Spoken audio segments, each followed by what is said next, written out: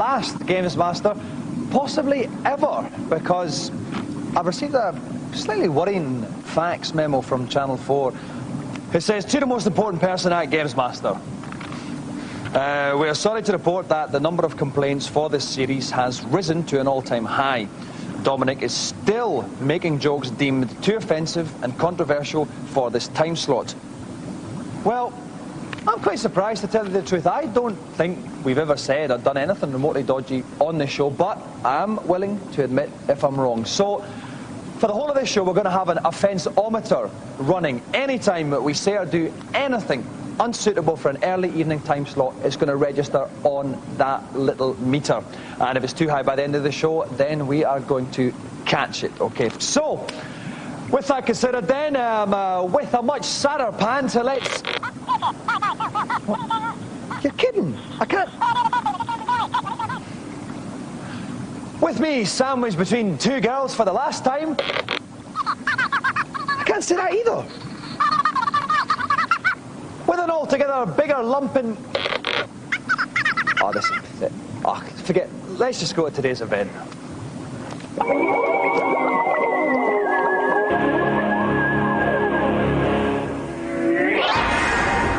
There are few games which demand more skill and accuracy than the one I've chosen for this, my final event, the excellent Time Crisis.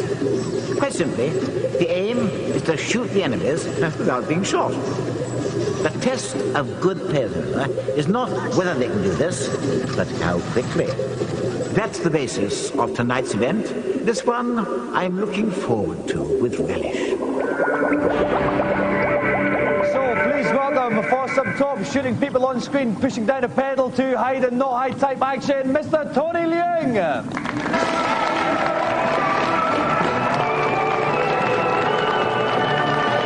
Welcome to the show, Tony. Now, Tony, let's talk about Time Crisis. How much do you play the game then on average? I would think maybe, in terms of money, maybe £20 per week. Yeah. Yes. So you go around a lot of different arcades, do you? And what's the kind of plan? What, to leave your initials as the high score on each one? Yeah, I try to do that whenever I see a high score and try and beat it. How good are you then? I mean, do you get the top scores on most of the machines?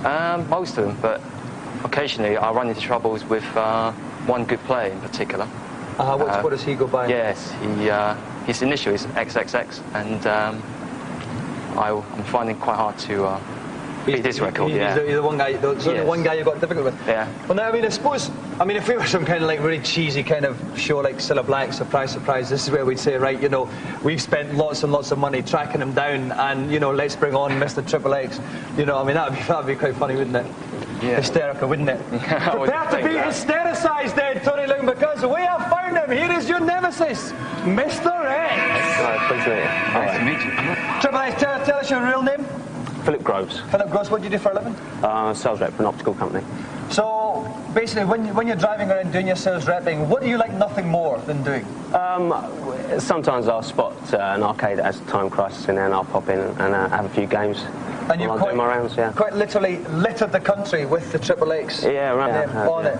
How do you feel, Tony? You're going to be going first under the watchful gaze of Mr. Triple X. Is that going to add a little bit of tension there? No, it's not a problem. Yeah. It's not? Okay, good. This could be it. This could be the time to leap ahead of Mr. Triple X. Yeah. Right, the guys are going to get the weapons in their hands, ready to shoot at a moment's notice. While they pucker up their gaming power, we'll go to today's news.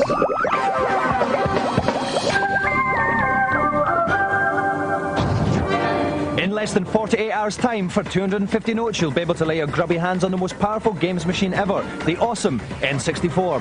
Already over 3 million have been sold in Japan and America since its release 7 months ago, and demand is quite literally outstripping supply. The three launch titles are the excellent Pilot Wings, the disappointingly clumsy Shadows of the Empire, and of course Mario 64, quite possibly the greatest video game ever.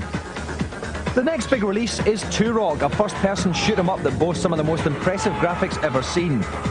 Future releases include Wave Race, Blast Corps, GoldenEye, Star Fox, International Superstar Soccer, and of course Mario Kart.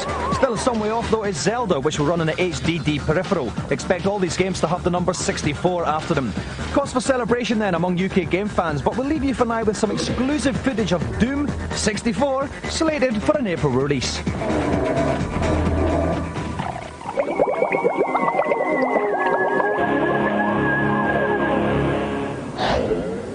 Okay, we have got Tony Leung against his Time Crisis nemesis, Mr. Triple X. Standing buttock to buttock with me is Derek Lynch from Namco Wonder Park. Derek, what's the kind of best general tip you give the guys? Well, they have to go for accuracy and the ability to predict where the enemy's coming from. Okay, and they know the game inside out, though, these guys, They do. They're the best. Okay, so both Tony and Mr. Triple X are going to play through the first two stages of the hard level of Time Crisis. Whoever gets it done in the quickest time will walk away with the joystick. Tony's up first. The best of luck, Tony. Off you go. Okay, we're onto the first area then of the hard level, and Tony's just running behind a little block there, shooting the guys as they come down from the helicopter. There is the pedal on the game though. Whenever he takes the pressure off that, he will hide. He can also reload during that time, but it will cost him some time. It's a good start though, Derek. That's right. He's predicting the moves there, and he's keeping calm, and he's very accurate. Okay, if we look at the top right-hand corner of the screen, you can see the time that Tony took on the very first part of that. That's going to be continually updated throughout the challenge. At the moment, he's number one, but of course, Mr. Triple X still to play after that. Right, now Derek, this is a difficult stage here. He needs speed to get as many shots in this helicopter as possible. And if he's fast enough, he may be able to take the helicopter down, and he's done it. And he does it. That was a remarkably quick display there with the helicopter. You see in the top right corner, he's still top 45 plus seconds so far. The bottom right corner, you can see the general aggregate time that's elapsed. That's it, the end of area 1, 54.35, ranking number 1. Tony goes on to area number 2. This is going to be tougher now, yeah? That's right. You have to watch out for these red characters. The ones in the red suit shoot very accurately. You only get one chance with them. Okay then, he's taking these guys out remarkably swiftly there. He's being very brave, Derek. He's only hiding it when he really has to. That's right, that's right. Okay, up to 1 minute 12 then, still top of the ranking here in stage 2. It's going to go hard on Mr. X, looking on, not looking terribly ruffled, not looking too fine to me, Derek, but Tony is doing well. That's right, he's got a timing between this press. And, oh, he's got that red character. That's good. The red guys, we don't have the red guys, they shoot fast there. They shoot fast. And accurate, fast and accurate. Faster than us. Even. Okay then, we can see the time there, last 1 minute 38 seconds so far in the bottom right corner of the screen. We must be getting quite close to the end of the stage now, Derek. That's right. That's it, he's done it, thanks. Quite literally very close to the end of the stage. 1 minute 43.7 for Tony Leung. That's the time Mr. Triple X has to beat. Best of luck, sir. Off you go. Okay, of course, Mr. Triple X immediately behind the bar there. We're not going to see his time until he's finished the very first part of this stage. But again, took them all out without needing one reload there, Derek. Very clean shooting, amazing. Not wasting one little smidgen of a set of time. Now we can see it. We look at the top right corner of the screen. Already he's ahead of that. You can see answer 60.4 for that first bit. Triple X 15.3 something. They're looking in the corner there. It's an excellent start by the master. Unbelievable. Action. Here he's got to shoot. This is very difficult here where the characters are very small. He has to shoot very accurately. That's right. So if he makes a mistake, man, now the helicopter. The helicopter. Now he has a very unusual technique holding it and doing a machine connection with his finger. That was fantastic. The helicopter down already. He was sitting with his fingers there. He's still ahead of that. He's still over a second ahead. He's going to have to slip up now, really, for Ant to have a chance. Where's going to be the most difficult thing? He's not going to be in this first direction. He's done there. 53.02. Over a second ahead. Derek, could he slip up in this second area? He could do. Well, he's put away the red characters. The red characters shoot very accurately. They're the ones that is tricky. That's right. Okay, then we can look at the time there. Again, he's gone down about 0.2 of a second slower there, but still over a second ahead on the split times. 143.7 we're looking at the end of the level. This is a tricky bit again for timing, Derek. That's right, because you see the metal press is coming down. He has to shoot the characters in between the press, otherwise he loses time. And use that time when the press comes down to reload? That's right, that's what he's doing. Okay then, if we look at the top, he is there. Oh, he's got, no, I thought he was getting faster there. Still about 1.2 seconds ahead up, and there's only a couple of stages left on this.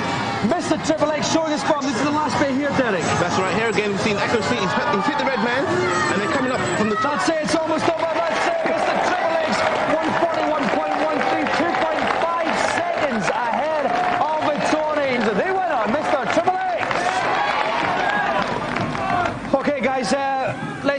start with you there, Tony. Where did you really lose the time there? It was the part where there was a conveyor belt with the boxes coming across in front of the screen. Yes, yeah. Let's go to you.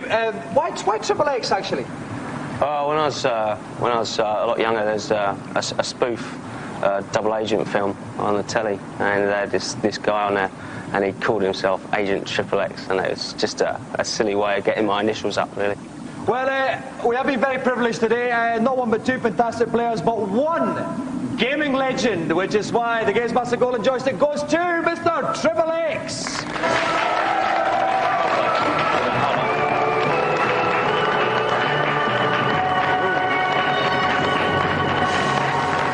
Top one there by Mr. Triple X, who's actually lent his name to a series of films you can see advertised in dodgy national tabloid newspapers. Because we're behaving tonight, none of those films will be shown in today's reviews.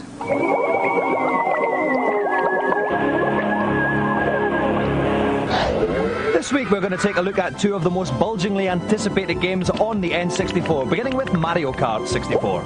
All the other characters are back.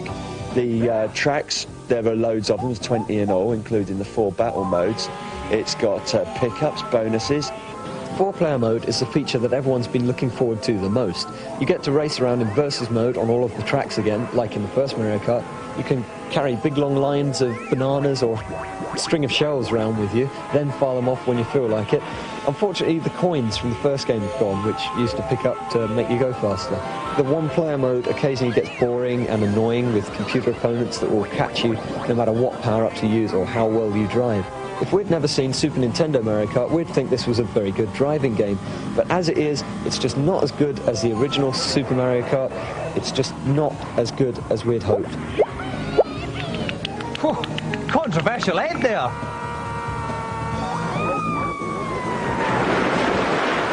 Finally, another game based on my early life as a teenager in Arbroath, Turok Dinosaur Hunter.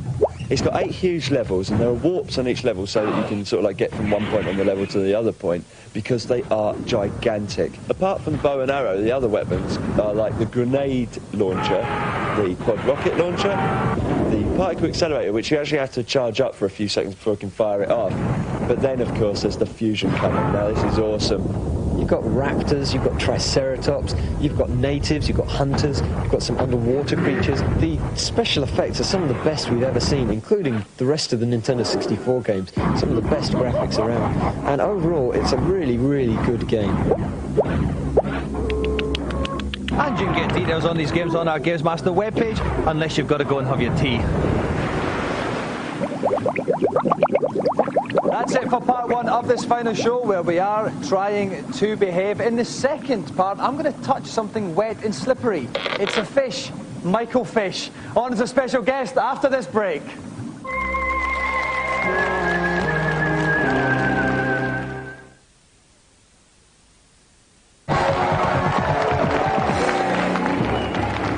Welcome back. I hope those various commercials slipped seductively inside your mind. Prepare to spread your attention span once more as we go into our final celebrity challenge. For my very last challenge of this series, I've chosen a game which I hope will send us out on a high note, Prop Cycle. Soaring around the heaven on the bicycle, my final contestant's task involves popping balloons worth varying amounts of points. Their challenge is to amass 2,000 points before the clock runs out. I feel the time counting away on this, the last show, and I only hope my challenger will provide us with a fitting finale at this most sad moment. And so for our final celebrity challenge of the series, we have a guest of meteorological proportions. Please welcome the bloke who puts the man in Weatherman, Mr. Michael Fish.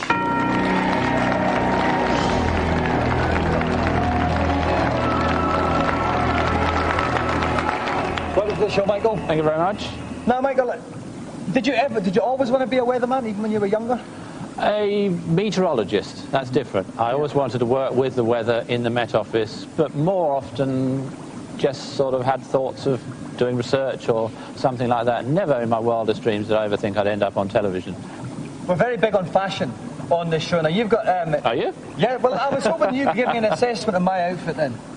Well, it's cheap in a way. Not cheap and nasty, but cheap because you don't have to wear ties. And I spend a fortune buying ties all the time, you see.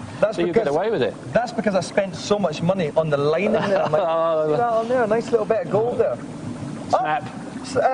Well, it's kind of more of a green though, Michael. But I went all the way to Oslo to buy this jacket. Okay, so I'm glad you got your money's worth. Okay, Michael, if you'd like to assume your challenge position upon the bike, I'll go up to the Thank you very much. position. And providing my own personal warm front is Visage Kirk Ewing. Kirk, what's your favourite kind of weather? My favourite weather is smur, Mr. Diamond. What's smur, Mr. Smur is light Scottish rain. Is it? It's never fallen on me. It's a beautiful thing. Well, we're in the presence of a television presenting legend tonight, and we've also got Michael Fish as well as me. So what advice could you give him? Well, there's a few things to remember about this game, and basically pedalling, but not to pedal too fast, right? Aim for the balloons. If you miss a balloon, don't stop and try and turn around and go back for it. Just keep going, because the balloons at the end are worth more points. Okay, thank you very much. Mr. Fish has to get 2,000 points worth of burst balloons before the time runs out. Best of luck, sir. Your time starts now. Okay, so off goes Mr. Michael Furious Fish in the top left-hand corner. You can see his timer counting down on the time.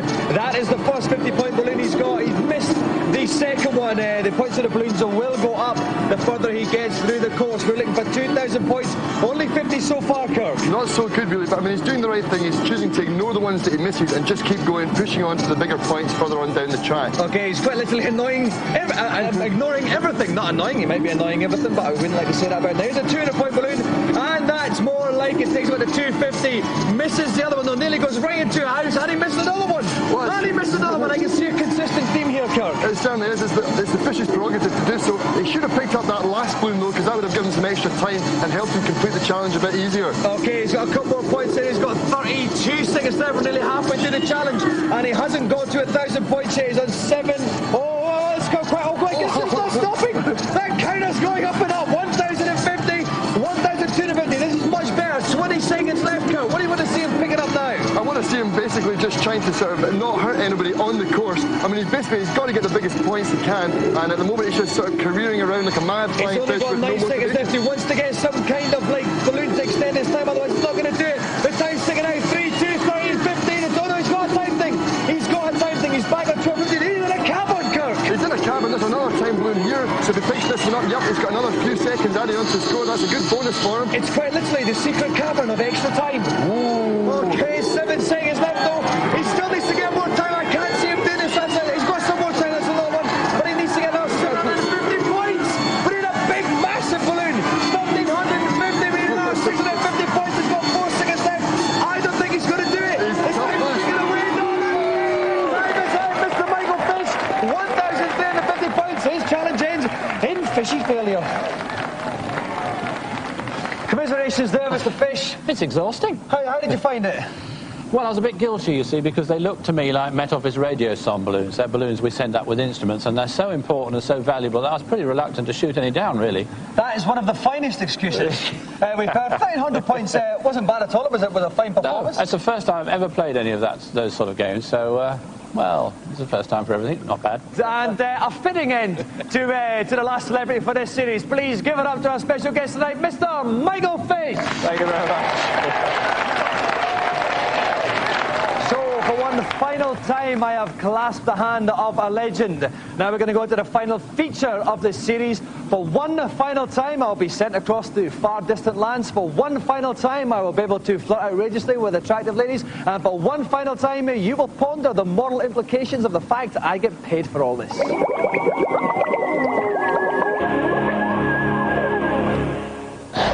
We had a number of options for this week's feature. We could have covered binary code programmers in Leicester, machine operators in Swindon, or glamour models in Tampa Bay, Florida. I think we made the right decision. Here's your tea, Dominic. Thanks, love. Yes, Jillian Bonner is quite literally a glamour model who takes a good photo. But she also happens to be one of the few women to own her own software company, as well as star in its first title, Rihanna Rouge.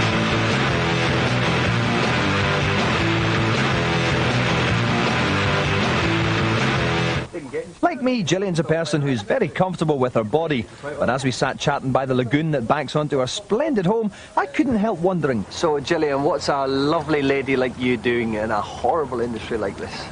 Well, I was interested in high school, and then after modeling in New York for a number of years, I retired from that and opened a mail-order hardware, computer hardware company.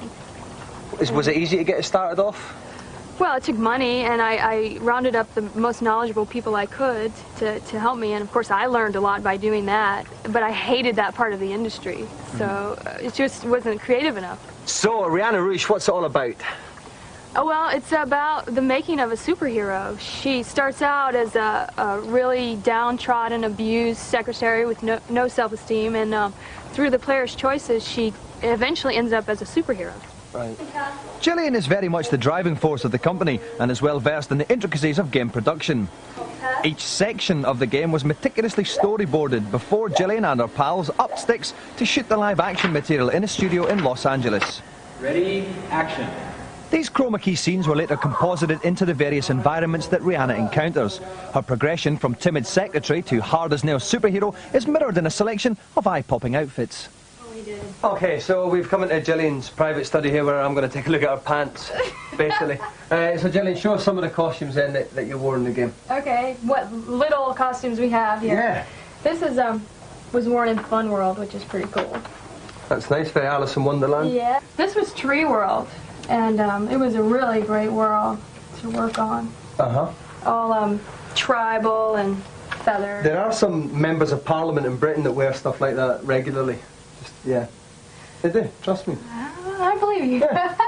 This is the final, when she becomes a superhero, she wears this outfit. With all the spikes and chains and everything. That's great. Cool. Yeah. It's just a pity that none of them come in my size. Indeed, Jillian's no slouch when it comes to giving the public what it wants. No doubt when Rihanna Rouge hits the shelves later this year, Jillian Bonner will be not only beautiful and intelligent, but wealthy too. No wonder I took a few precautions to make sure my stay didn't end too soon. Well, that's it, and Jillian's very kindly offered to give me a lift to the airport.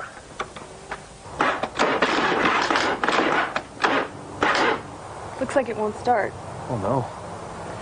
Guess you'll have to stay.